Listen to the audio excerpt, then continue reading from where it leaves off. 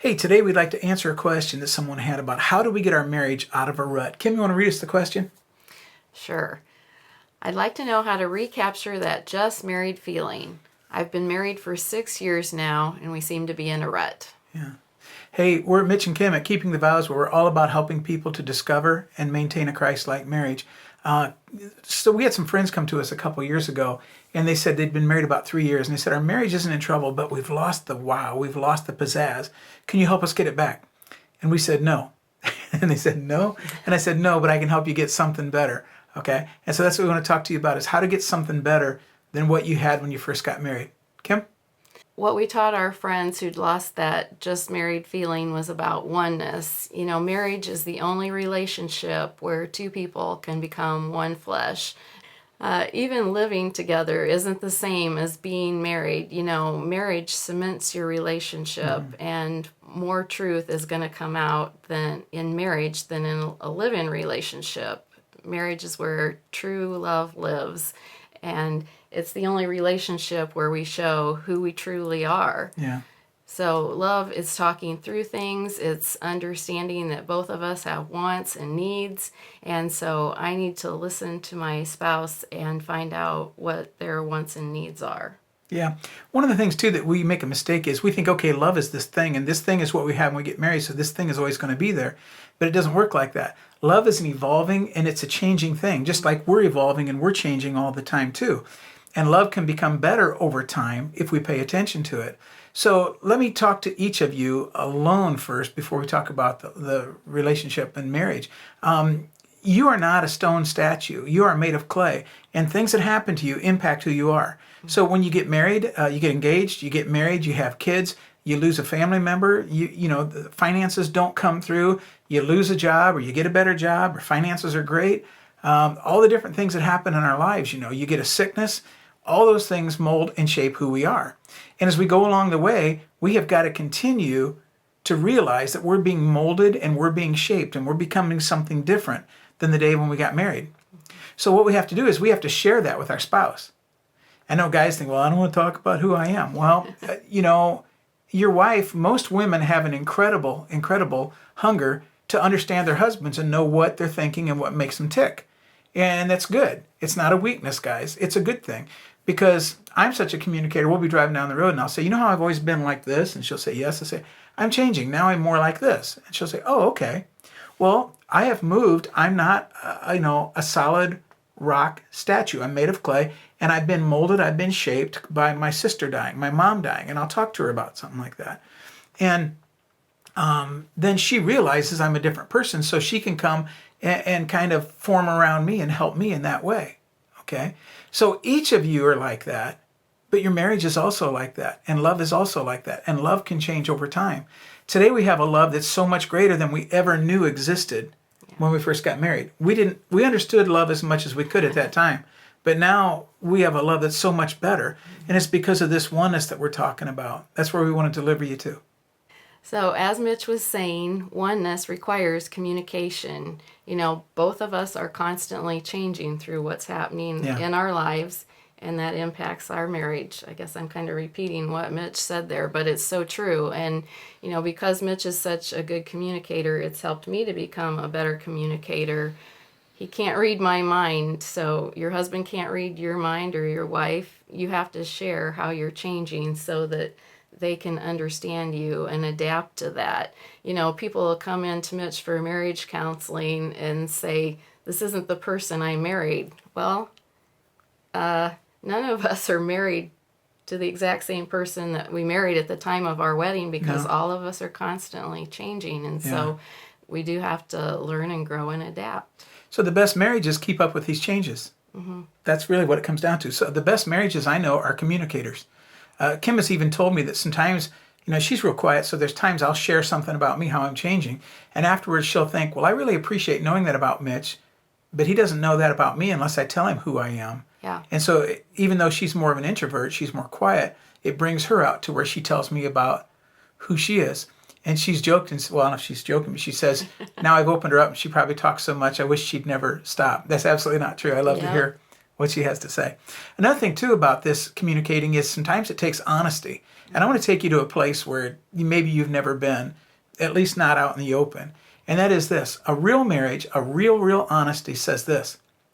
There's times it comes down to where this, Kim, this is what I bring to you in a relationship. In some ways I'm not proud of it. Heck, in some ways I'm ashamed of it. But this is who I am. I hope you can love me anyway as I work on this. And really, if we get down to that place, now we're vulnerable, and now the other person's going to reach over and help us. Yeah. We're not defending who I am. I'm not saying, well, I talked down to you because I was taught to talk down. That was the opposite of what I'm talking about. It's like, this is who I am. I'm not proud of it. I realize I need to change. Can you help me? And that seems to help us, I think, as much as anything in that. Yeah. So you got to communicate about this, okay? And so I want to talk to you now about some ways you can get oneness. And the first thing you can do is come to grips with your own selfishness. It kind of ties in with what I just said. You can't work on your selfishness until we accept it, until we own it, how selfish we are. My son Silas grew up in our house, and after 3 months of marriage, he called me up and said, Dad, I'm so glad I'm married. But I had no idea I was this selfish. And I said, yeah, right, we all are. Yep. But at least he owned it. You know, he said, wow, I got to work on how selfish I am. And that's good. So you'll know you're getting to where you want to get when you realize that you get more joy out of making your spouse happy than making yourself happy. When you get to that point where, like, if I can make Kim happy, I'm happier than if I'm happy. Kim can be laying in bed and say, oh, I forgot something in the kitchen. Well, I'm closer to the kitchen than her. So I'll get up and try and get to the kitchen before she gets out of bed because I can't wait to serve her. And it might sound strange, but it actually tracks and follows through a relationship. And she actually appreciates it when I do that. And it's just something that we both found. I get more joy out of seeing her have joy. She loves dark chocolate. And the only thing better for her than chocolate is chocolate on chocolate. On chocolate on chocolate. Like a chocolate cupcake that's chocolate filled with chocolate icing with chocolate sprinkles and chocolate syrup would probably be like heaven to Kim, okay? But we have a place here in Fort Wayne called DeBrand Chocolate, and I will go get her a dark chocolate truffle. And there's times we'll be watching TV, and I'll just shut the TV off, and I'll just watch her eat the truffle, because it takes her 15 or 20 minutes. I mean, I'd wolf it down in 15 seconds, and I would barely taste it.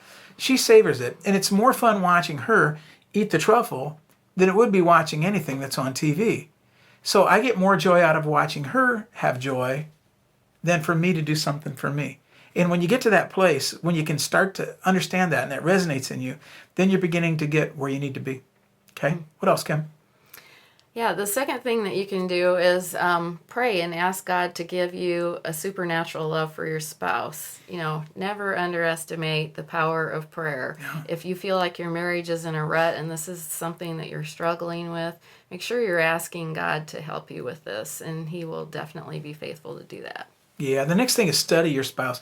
You know, before we were married, Kim went to Purdue for a year, and I would call her up. This is back when you had a phone attached to the wall, you know, and it cost money to call people. And I would call her up, and she one night it's 10 o'clock, and she was at Purdue, which is, a couple hours away. Mm-hmm. And she was crying and wanted to see me. So at 10 o'clock at night, I hung up the phone, and I drove down to Purdue. I think it was 10 o'clock at night, some crazy, ungodly hour. God's probably asleep then. Anyway, I went down to Purdue, probably spent 30, 40 minutes with her, drove all the way back home, got home at 2 in the morning, got up at 6 to do chores. Okay, so here's what I want to ask you. All the things that you did when you were first married, how you paid attention, how you served them, how you catered to them, how you studied them, how you watched them.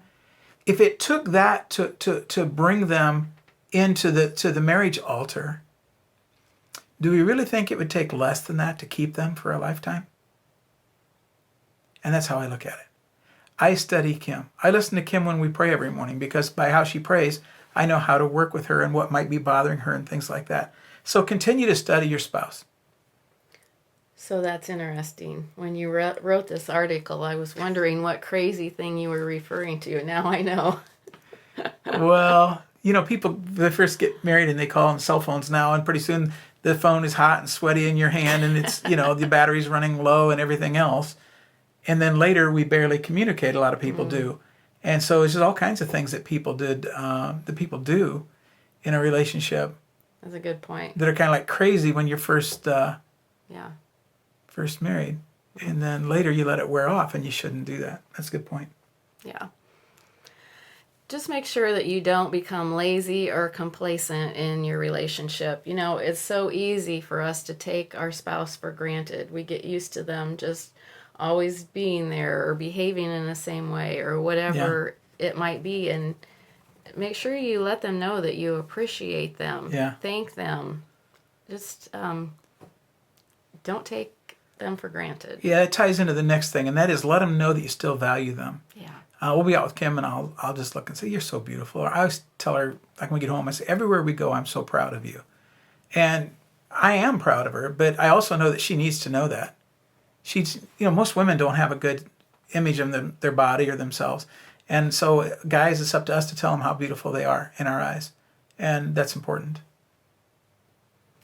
Flirt with them. Send them a text message throughout the day and let them know that you love them, that you miss them, that you can't wait to spend the evening with them. Just send a little message to brighten up their day. Yeah, the next one, when we were writing, you'd written it, you take it. Yeah. Make sure you keep dating. We've been married 38 years next week, and Mitch will still ask me if I want to go out on a date. And I think that's so neat. I love him asking me out on a date, even though we've been married 38 years. So keep dating. Dating's on the calendar every Friday night. We share a calendar. It's on there, and we don't move it unless both of us agree that we're going to move it. And it's just important to us.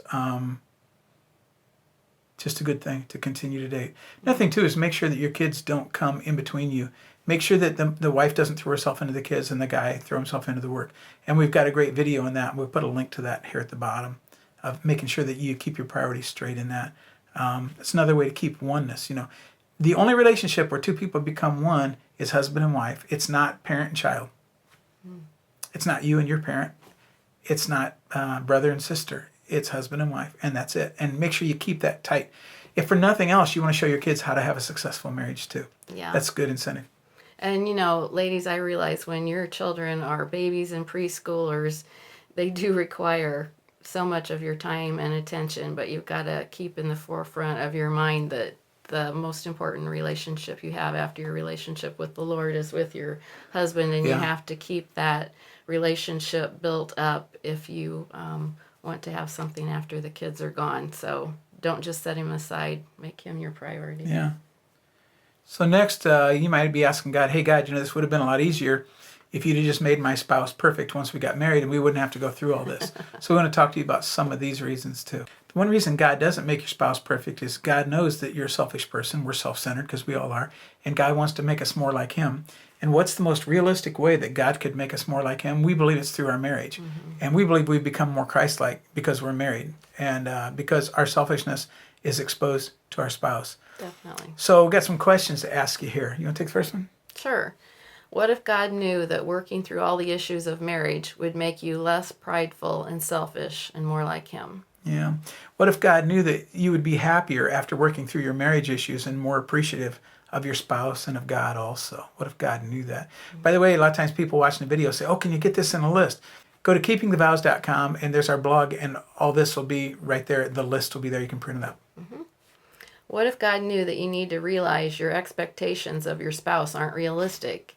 And in understanding this, maybe your expectations of God need to be adjusted also. Yeah. What if God knew that we like to take shortcuts? But what if God knew that in working through all of our issues and becoming more Christ-like, we'd become more holy or more like Christ? And in becoming holier, we would be happy. Happier than we'd ever be if we just took the shortcut and tried to be happy. Keep God number one in your relationship. Your spouse isn't supposed to fill your God spot. Let God fill your God spot, and that'll give you the compassion and the patience you need to be happy in Christ as you learn and grow and in your own humility. That's so true. Yeah, before we're married, we expect our spouse to make us happy, but really the closer we draw to God, the happier that we become in our relationship, and I think within ourselves also. And also, what if happiness isn't a destination? When we get there, we'll be happy. But what if happiness is supposed to be found along the way in the journey?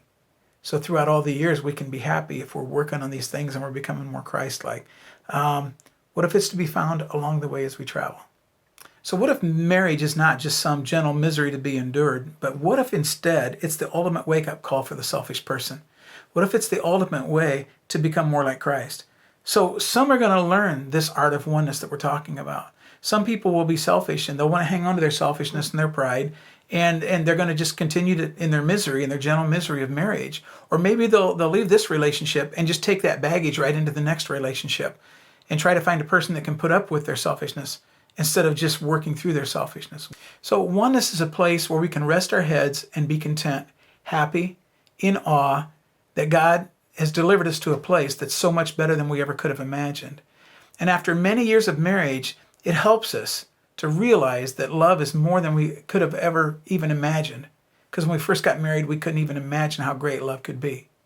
So heaven's like that if you stop and think about it. Heaven is so much greater than some place we could even imagine. And what if God, in his infinite wisdom, has made our marriage a part of heaven? And if we do it God's way, marriage can seem kind of like heaven here on earth. If we do it wrong, it could seem a little bit like hell here on earth. And we all know people that are doing that, right? But what if marriage is like heaven only here on earth? So what is love? Love isn't needing to get my needs met, but that's actually the opposite of love. We'll have a link down at the bottom about the story of a bell that Mitch made for me and about loving sacrificially. Love isn't giving to expect something back. It's striving to meet the needs of my spouse and studying my spouse like I did before we were married, listening to them pray to hear what's on their heart and what their needs are. And all of this adds up to just the anticipation of standing in front of Jesus and hearing him say that we've followed in his ways and taken good care of the spouse that he's given us. And that's what we're aiming for. Yeah. And so thanks so much for tuning in. We got a couple links down at the bottom. There's one there about how to not let your children become your priority over your spouse. And there's another one about the story of the bell that's about unconditional love. It's another one that we've done. Thank you so much for tuning in to Keeping the Vows. We appreciate it if you subscribe, if you'd like it. Go to our webpage at Keeping the Vows. Just thank you so much for checking in with us and watching. We really appreciate your feedback. Contact us at mitch@keepingthevows.com and give me your comments. We don't have all the answers, so if you have something that you think, well, that's maybe a good idea, but what about this, or what about this also? Let us know, because we want to learn from you. Have a wonderful, wonderful day. God bless.